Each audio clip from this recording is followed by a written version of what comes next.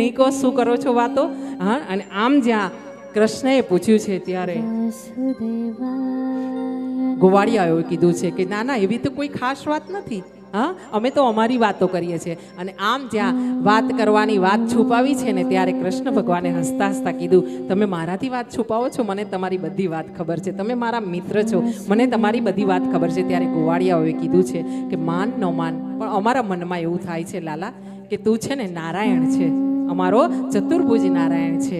અને આમ જ્યાં કીધું છે ને ત્યાં લાલાએ ખડખડાટ હાસ્ય કર્યું છે અને કીધું છે, અલા ભાઈ, તમે બધા છે ને મને એટલો બધો પ્રેમ કરો છો, એટલો બધો પ્રેમ કરો છો કે તમને એવું લાગે છે કે હું તમારો ભગવાન છું, બાકી હું કંઈ ભગવાન નથી. ત્યારે લાલાને આ બધા ગોવાળિયાઓએ એવું કીધું છે કે જો તું ભગવાન હોય કે ન હોય, પણ જો કદાચ તું ભગવાન હોય ને તો અમારી એક ઈચ્છા છે. ત્યારે ભગવાને કીધું છે, ચાલો હું ભગવાન હોઉં કે ન હોઉં, પણ કદાચ મારાથી જે ઈચ્છા તમારી પૂરી થતી હશે હું કરીશ. અને આમ જ્યાં ગોવાળિયાઓને પૂછવામાં આવે છે કે શું ઈચ્છા છે, તમે જણાવો તમારા સખાને. અને ત્યારે ભગવાન ઊભા છે ને એમની સામે આ ગોવાળિયાઓ હસતા હસતા કહી રહ્યા છે, સખા લાલા, જો તું કદાચ નારાયણ હોય ને, અમારી એક ઈચ્છા છે. શું? સ્વર્ગ લોક જોવા જવું છે, વૈકુંઠ જોવું છે અમારે. હા, અમારા એવા નસીબ ક્યાંથી કે અમે વૈકુંઠ જોઈએ, પણ અમે બધી વાતો સાંભળી છે. જો એ પ્રમાણે હોય તો એકવાર અમારે વૈકુંઠના દર્શન કરવા છે. ને આમ જ્યાં વાત કરી છે ને ત્યારે લાલાએ કીધું છે, ચાલો મારાથી બનશે ને તમને એ પણ દર્શન કરાવીશ.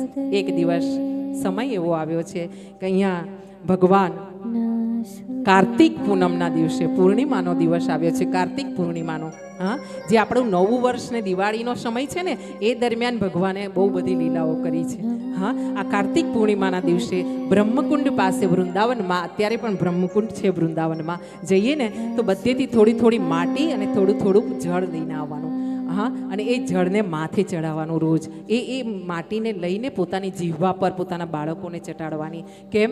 આપણા તો એવા ભાગ્ય નથી કે આપણે વૃંદાવન વારે વારે જઈ શકીએ, કે વૃંદાવનમાં જન્મ થાય આપણો, પણ આપણે અહીંયા બેસીને તો એનો આશીર્વાદ લઈએ. હા, આ કાર્તિક પૂર્ણિમાના દિવસે બન્યું છે એવું કે ભગવાને આ બધાને બ્રહ્મકુંડ પર લઈ જવાનું કીધું છે. અને આમ બ્રહ્મકુંડ પર લઈ ગયા છે અને પછી ભગવાને કીધું છે કે આ બ્રહ્મકુંડ છે, કદમના ઝાડ ઉપર ઉપર ચડી જાઓ અને ઉપરથી ભૂસકો મારો. પેલા બધા ગોવાળિયા પહેલા તો ગભરાયા અને કીધું કે અરે એમ ભૂસકો મારીએ ને તો અંદર ઊંડા ઉતરી જાશું, પાછા નહીં આવીએ. ત્યારે કૃષ્ણએ કીધું છે, મારા પર વિશ્વાસ છે ને? ગોવાળિયાએ એકી સાથે કીધું છે, તારા પર તો એટલો વિશ્વાસ છે લાલા સખા કે જેટલો અમારા પોતાના ઉપર નથી અમારો. અને આમ કહીને જ્યારે લાલાએ કીધું છે કે જાઓ તમે બ્રહ્મકુંડમાં કૂદો.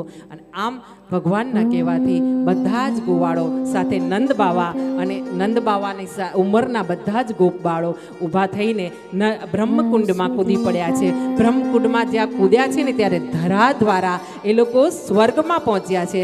સ્વર્ગમાં જ્યાં પહોંચ્યા છે ને ત્યાં ભગવાન નારાયણને શેષ સૈયા પર આમ પોઢેલા જોયા છે. માં લક્ષ્મીજી ભગવાનના નરમ નરમ કોમળ હાથથી ચરણોની સેવા કરતા જોયા છે. આમ લાલ સાડી પહેરીને માં લક્ષ્મીજી બેઠા છે. મરક મરક મરક એવા આ ભગવાન શેષની સૈયા પર પોઢ્યા જે હાસ્ય કરી રહ્યા છે અને માં લક્ષ્મીજીની તરફ નજર માંડીને જોઈ રહ્યા છે. એવા સમયે આ જે ગોવાળિયા છે ને એ ભગવાનની સામે પ્રગટ થયા છે. ધરામાં કૂદ્યા હતા એ ભગવાનની સામે વૈકુંઠમાં નીકળ્યા છે. અને ત્યાં નીકળીને આ ગોવાળિયાઓએ જોયું છે તો તેમની આજુબાજુ આ વૈકુંઠના દૂતો ફરી રહ્યા છે, નારાયણના દૂતો ફરી રહ્યા છે. અને ભગવાનના દૂતો પણ ભગવાન જેવા 4 હાથવાળા દૂતો છે. અને આ જોઈને બધા ગોવાળિયાઓ ખુશ થયા છે. ધીરે ધીરે આમ ફરતા ફરતા જ્યાં ભગવાન શેષ સૈયા પર સૂતા છે એ જગ્યા પર આ બધા ગોવાળો આવીને ઊભા રહ્યા છે. આવીને ઊભા છે ને એટલે બધા જ એકી ટશે આમ માથા પર હાથ મૂકીને, ગાલ પર હાથ મૂકીને, કોઈ તો નજર પર આમ હાથ મૂકીને જોઈ રહ્યા છે. શું કે લાગે છે કે પેલા જે શેષ સૈયા પર સૂતા છે એ જ આપણો લાલો છે. અને આમ કોઈને શંકા છે, કોઈને પ્રબળ શંકા છે ને કોઈ તો માની જ લે છે કે આ લાલો છે ને એ જ નારાયણ છે. અને આમ જ્યાં દર્શન કર્યા છે ચતુર્ભુજ નારાયણના, હા, તો એકવાર જયકાર બોલાવીએ ને આપણે પણ દર્શન મનના ચક્ષુથી કરીએ. બોલીએ કૃષ્ણ કનૈયા लाल की जय, अपने अपने मात पिता की जय. અહીંયા ભગવાન જ્યાં બધા જ ગોવાળોને દર્શન કરાવીને ધન્ય કર્યા છે, એવા સમયે ગોવાળિયાઓએ કીધું છે કે લાલા તું હતો ને તો અમારા દર્શન થઈ ગયા હો વૈકુંઠના. લાલાએ કીધું છે કંઈ વાંધો નહીં, થોડો સમય વૈકુંઠમાં રહેવું હોય ને તોય વાંધો નથી, આપણે રહી શકીએ છીએ. હા, એવી વ્યવસ્થા આપણી પાસે છે. હા, અને જ્યારે લાલાએ આવી રીતે કીધું છે ને ત્યારે પેલા ગોવાળિયાઓએ એક જ સાથે કીધું છે ના ભાઈ ના, ના ના, વ્રજ વાલું રે વૈકુંઠ નહીં જાવું, મારું વનરા વન છે રૂડું ને વૈકુંઠ નહીં જાવું, નહીં જાવું નંદજીના લાલ રે વૈકુંઠ નથી જાવું.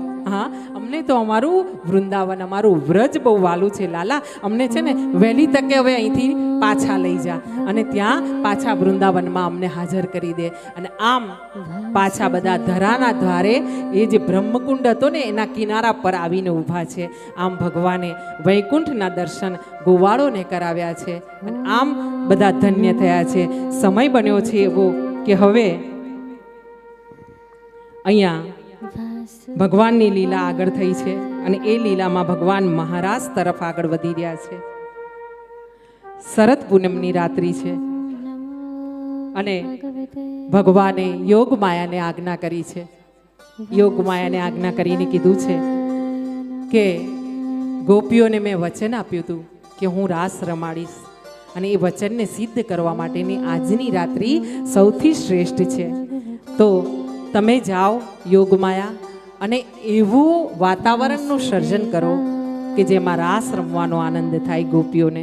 ગોપીઓ માટે ભગવાન પોતાના પ્રાણ હાજર કરે છે. હા, અને એવા ભગવાને વાંસળી પોતાના અધરો પર ધરી છે. કહેવાય છે કે વાંસળી એટલે વાંસનો નાનકડો ટુકડો, પણ તમે વિચાર કરો કે વાંસળી થવા માટે, આ નાનકડા ટુકડાએ વાંસમાંથી વાંસળી થવા માટે કેટલું બધો ભોગને ત્યાગ કર્યો છે. હા, પહેલાં તો પોતાની મૂળ જગ્યાએથી છેદાઈ છે, કપાઈ છે, છૂટી પડી છે પોતાના પરિવારથી, હા, પ્રિયજનોથી, અને ત્યાંથી છૂટી પડીને પછી એક આકાર આપવામાં આવ્યો છે અને પછી એ ઓછું હોય તેમ એમાં છિદ્રો પાડવામાં આવ્યા છે, વહેરવામાં આવી છે. અને એક નહીં, લગભગ 7 છિદ્રો વાંસળીમાં પડ્યા છે. અને આમ વાંસળી જ્યાં છેદાય છે, કપાય છે, ત્યારે જતા વાંસળીમાંથી મધુર સ્વર નીકળે એ વાંસળી બની છે. અને પ્રભુએ એના પર દયા કરી છે. કેમ? કારણ કે વાંસળી પોતાના માટે નહીં, ભગવાનના અધરો સુધી પહોંચવા માટે છેદાય છે, વહેરાય છે. પોતાના આ છિદ્રો એણે કરાવ્યા છે પોતાના શરીરમાં. અને આમ જ્યાં ભગવાન માટે કંઈક જતું કર્યું હોય ને, ત્યાગ કર્યો હોય, પોતે ભગવાન માટે જ કંઈક કરવાની ઈચ્છા હોય ને, ત્યાં ભગવાન બહુ ઢુકડો રહે છે. હા, અને અહીંયા કહેવાય છે કે ભગવાને યોગમાયાને જ્યારે આજ્ઞા કરી ત્યારે યોગમાયાએ આ વાંસળી જ્યારે ભગવાને પોતાના આધારો પર મૂકી ત્યારે એવા મીઠા સૂર યોગમાયા દ્વારા રેલાવવામાં આવ્યા. પ્રભુએ જરાક ફૂંક મારી છે અને વાંસળી વાગવા લાગી છે.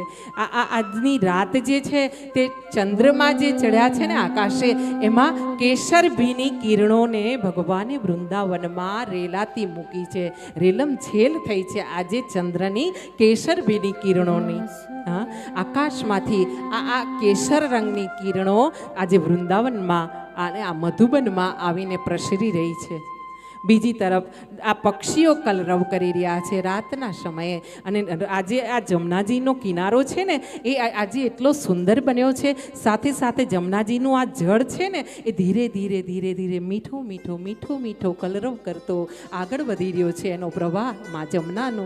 અને એવા સમયે ભગવાન એક કદમના વૃક્ષની નીચે આવીને ઊભા રહ્યા છે.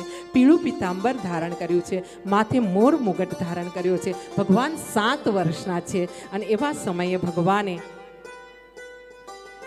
કેસ ધારણ કર્યો છે, વાકુડિયા વાળ છે, મોટા મોટા કાળા કાળા નેત્રો છે, અધર છે લાલ રંગના. અને એવા સમયે મંદ મંદ હાસ્ય કરતા ભગવાને પોતાના કમરમાં પટ્ટામાં ખોસેલી વાંસળીને લઈને અધર ઉપર ધારણ કરી છે, અધર ઉપર મૂકી છે અને સાથે પગની આંટી પર આંટી મૂકી છે.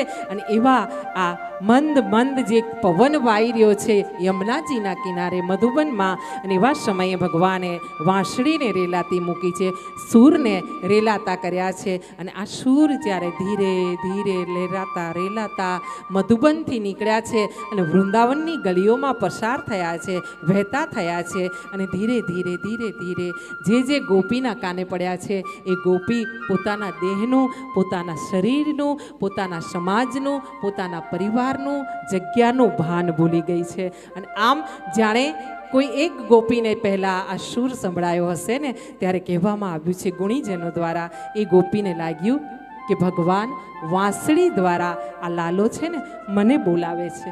હા, ગોપીને એમ થયું કે આ લાલો છે ને વાંસળીમાં બૂમ પાડે છે, વનિતા વનિતા આવને, આજે તો તારી સાથે રાસ રમવો છે સખી, તું આવ.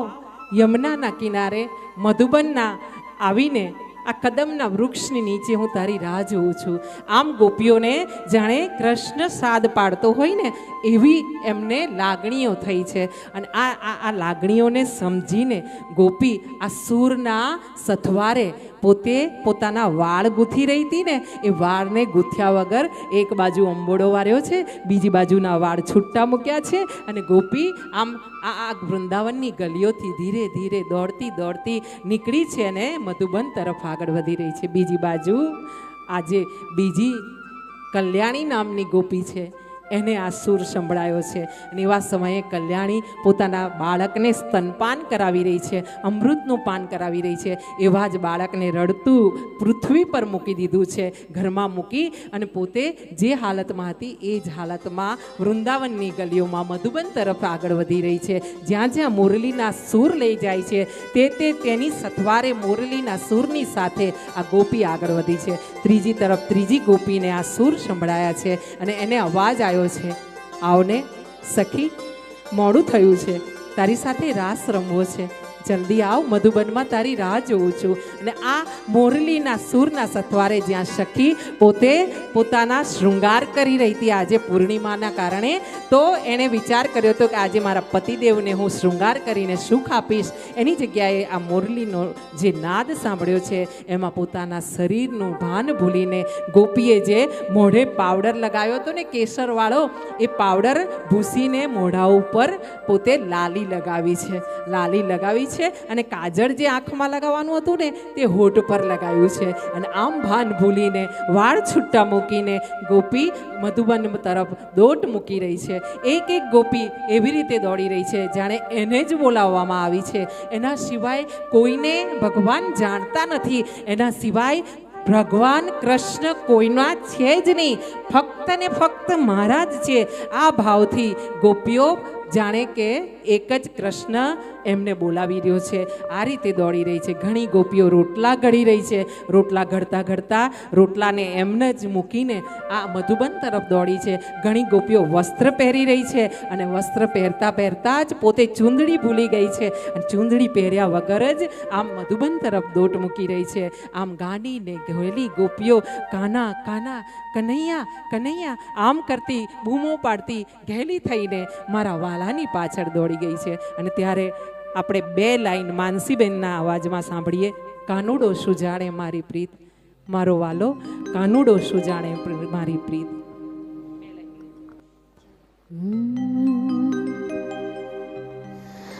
કાનુડો શું જાણે, આંખ બંધ કરીને સાંભળજો, લાગશે કે કૃષ્ણ તમારી સામે છે. વાલા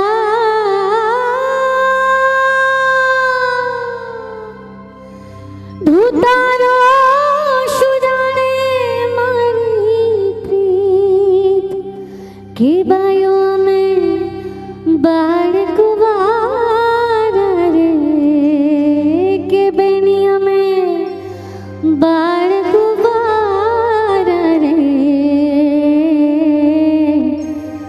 કાનુડો શું જાણે મારી પ્રીત, ધૂતારો શું જાણે મારી પ્રીત, છોકરો શું જાણે મારી પ્રીત.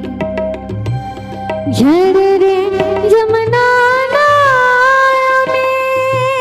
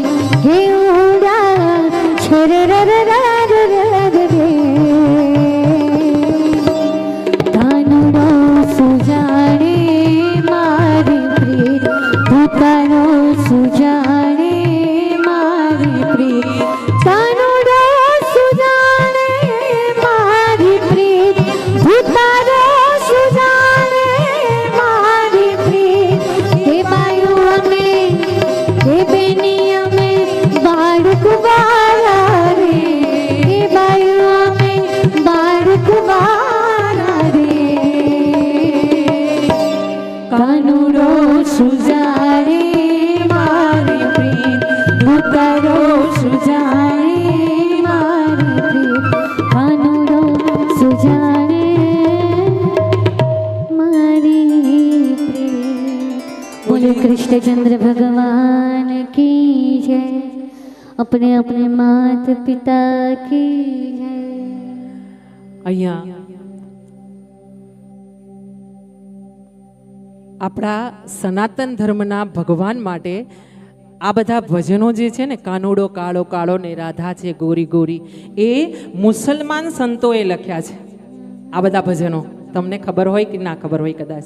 હા, સતાર બાપુએ આ બધા ભજનો લખ્યા છે. કાનુડો કાળો કાળો ને રાધા છે ગોરી ગોરી, છેક નવલ કિશોર છેક નવલ કિશોરી, કાનુડો કાળો કાળો રાધા છે ગોરી ગોરી, કાનુડો કાળો કાળો.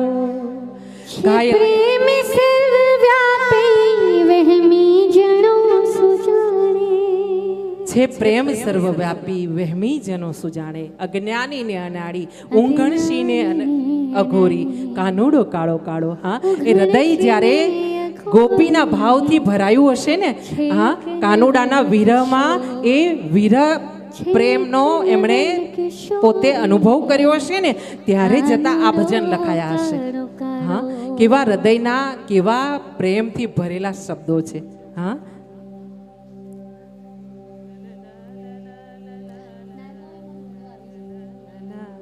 એટલા સુંદર ભજન છે કે ઘણીવાર તો એમ થાય કે એકલા ભજન જ ગાઈએ, હા, અને એનો આનંદ લઈએ. તો ભગવાનના ચરણોમાં ભજન અર્પણ કરીએ છીએ, આપણા હૃદયની લાગણી મૂકીએ છીએ અને ભગવાનને કહીએ છીએ કે જે રીતે તમે આ રાત